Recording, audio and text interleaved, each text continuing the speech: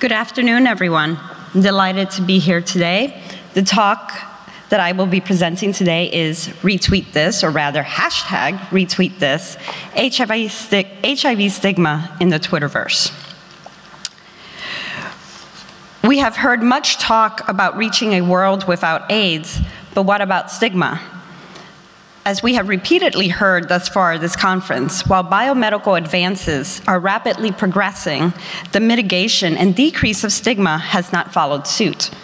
Past UN AIDS Executive Director Peter Piot noted, tackling stigma and discrimination is one of 5 key imperatives for success. Stigma, as such, has been found to limit the potential of biomedical interventions, impacting screening, testing, identification of HIV-positive individuals, and subsequent linkages to care.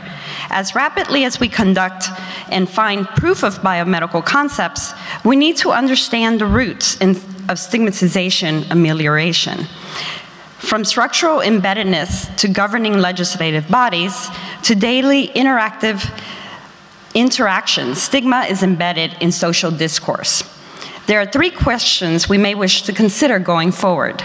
Where are we with HIV/AIDS stigma? How do we measure in real time societal, community, or global stigma?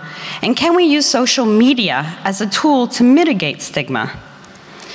One such social media tool is that of Twitter, which is a microblog of 140 allowable characters with over 215 million active users, producing over 500 million tweets a day. That is an awful lot of noise out there. Perhaps akin to Speaker's Corner in Hyde Park in London. I don't know how many of you have been there, but you go out there and scream, and at times, Twitter may seem that way. So does this Twitter noise matter? Does it give us a glimpse into the world, or can it serve as a platform for education and change? Past research has shown that Twitter can be an accurate predictor of public sentiment, and recently has been found to very well correlate with CDC statistics surrounding the flu at a rate of 95% agreement, helping individuals pinpoint flu outbreaks. Twitter has also played a role in social mobilization movements, such as the Arab Spring and Bring Back Our Girls. These are referred to as hashtag activism. Just this morning, a new one was started in light of the Malaysian flight titled Bring the Bodies Back.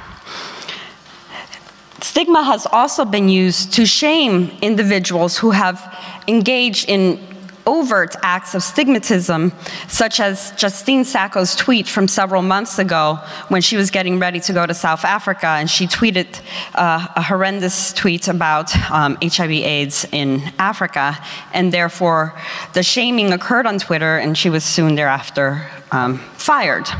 So in that vein, public sentiment and discrete emotions expressed through social media could hypothetically be a driving force for stigmatization or a means for stamping down stigma. To understand how HIV stigma may manifest in this Twitterverse, a sentiment analysis was conducted, meaning that natural language processing, text analysis, and computational linguistics were used to identify and extract emotion information from tweets. We collected English language tweets over the course of 23 days, pre, during, and after the last International AIDS Conference in DC, and I should note that right now we're currently collecting those same tweets again. So be careful what you tweet out there. So the reason we collected pre, during, and after, we wanted to see what was the baseline in terms of HIV information put out in the Twitterverse. And with the International AIDS Conference occurring, that meant that a flood of information was going out there in terms of HIV. And many times when we look at decreasing stigma, we think that flooding spaces, and in this case virtual space, with information will help to destigmatize HIV. And then we also looked at post-IAC for a week thereafter to look at the bounce of the International AIDS Conference in terms of what is said about HIV. We looked at each tweet and analyzed it for polarity, meaning positivity, negativity, and neutrality, using CenterWordNet database. We also classified each tweet in terms of 7 emotions: disgust, surprise, anger, shame, pride, happiness, amusement, and sadness. And this includes emoticons and common Twitter acronyms such as LOL. I should note 2 things about these emotions. Amusement in this study is also referred to as contempt, as they have been found to be along the same vein of derision. Also, we were particularly interested in disgust, anger, and amusement, as those 3 emotions have been found repeatedly to be highly associated with stigmatization. And this classification occurred based on machine learning algorithms of psychometrically validated text samples. Now, let me give you some examples here of how the tweets were coded. So every word in a tweet gets a score. It gets a positive score, it gets a neutral score, and it gets a negative score according to CenterWordNet. And then each tweet also has a main emotion that's identified. Each word has these 3 corresponding scores, and those scores are aggregated across the whole tweet, creating 1 positive score, 1 neutral score, and 1 negative score for the whole tweet. In terms of our results, what we found was that overall polarity of messages was neutral, indicating high information dissemination. 20% of the tweets had 1 emotion, 2% had more than 1 emotion. The top 3 expressed emotions were disgust, amusement, and anger. Again, these 3 being highly associated with stigmatization. There were very low numbers of tweets in which internally directed emotions such as shame or pride were expressed. There was also a positive association between amusement and negative polarity, meaning the higher the negativity of the tweet, the higher the amusement score. Let's look at the discrete emotions by time. Now, if you look at the top bar, which is in green, that is disgust. It did not change significantly pre, during, and after because it was always high. Where we did see a change was in anger. Anger increased during the International AIDS Conference, and that also corresponded with an increase in the number of information dissemination tweets. Furthermore, there was a marked increase post the International AIDS Conference in the blue bar there in expressions of amusement and contempt. So a week after the International AIDS Conference, tweets were out there being quite contemptful.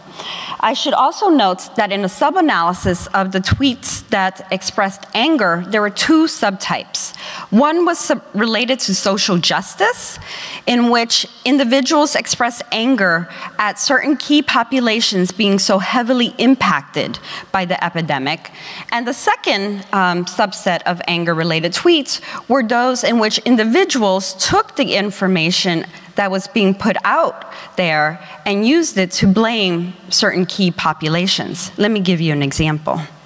If you look at the item in bold, this is one of the tweets, and it says, AIDS used as a reason to legalize prostitutes, and then it has a link to a scientific article. First, I thought this was a tweet from The Onion, #WTF. So in this example, you can see how information was somewhat twisted and used to express anger. So going forward, we were interested in creating predictive models of emotional expression related to HIV. And we created a hierarchical regression here where we looked at 3 different spaces. The virtual communication space, which included the number of words individuals use. Remember, with 140 characters, you can only put in so many words. So we were looking to see if people maximize their number of words. The chronological space, which is the time around the International AIDS Conference, and the sphere of influence. So how many followers and how many friends that individual has. And by friends, we mean how many people they follow. And we looked at how this model predicted 3 groupings of emotions. And these emotions were grouped based on a factor analysis that was conducted. The first grouping was amusement/surprise, the second, disgust and anger, and the third, fear and shame. The literature has shown repeatedly that there is not much differentiation, or that it's hard to differentiate at times between disgust and anger, so they went very well together in the analyses. So what we found here is that this model was able to predict all 3 emotional groupings.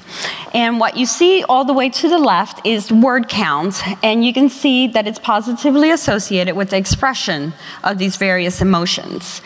Then we also, in the middle there, we see timing. And for amusement and fear, there's a positive association between increase or later in time and the expression of these emotions. For anger, it is different, as we discussed previous slide. And then here, in terms of followers and friends, we see something interesting going on in that I should note that the bars in red are anger, right? So if you look at followers, here, the second from the right, with anger, you have the higher number of followers, the more anger expressed. However, if you look at the next set of bars, the higher number of individuals that you follow, the less likely you are to express anger. And this relationship is reversed with amusement. If we look at daily social interactions, oftentimes it may be more acceptable to express anger in one-on-one interactions than it is to express contempt, which sometimes can even be seen as expressing bullying behavior. Sorry. Okay. So then we also wanted to predict, and we created a stigma score that included disgust, anger, and amusement. And then we looked at sphere of influence, and we created what's called a clout score. So it's the number of followers to friends. And what we found is the model predicts stigmatization in the tweets, in which the more influence you have, the less you stigmatize in your tweets. So there's a bit of self-presentation going on here as well. So let's look at retweeting. So 34% of the HIV-related messages were retweeted, which is a high number. Those of you who follow the Twitter literature, not many tweets actually get retweeted out there. So 34% means that while we were at the last conference, we were getting the messages out there. About 11% were retweeted more than 50 times. So again, we wanted to build a predictive model of retweeting. And so we used the same spaces that we used in the previous model, including now emotional space. So looking at the stigma score. So we looked at word count, stigma, the time, and the sphere of influence. And here what you find is that it is a predictive model of retweets, and the higher the clout score, it's associated with higher number of retweets. However, the higher the stigmatization score, the more stigma emotions are expressed in the tweet, the less likely it's to be retweeted. So in summary, what we found is that disgust is the topic expressed emotion. Anger rises at the height of information dissemination. The expression of anger versus amusement occurs in different spheres of influence. The more clout you have, the less stigmatizing the tweet, and the more likely to be retweeted. So thus, Twitter appears to heighten the tendency to view oneself as a social object in need of self-presentation. So while in theory Twitter allows one a cathartic experience, it is a cathartic experience with a mirror. Going forward, what this means in terms of our information dissemination, social marketing campaigns or social media campaigns, when we tweet out information and data, we need to put a context to the data as well in order to try to contain how the information is perceived and how anger develops out in the Twitterverse. So with that, #thank you to you all and to my collaborators. Thank you.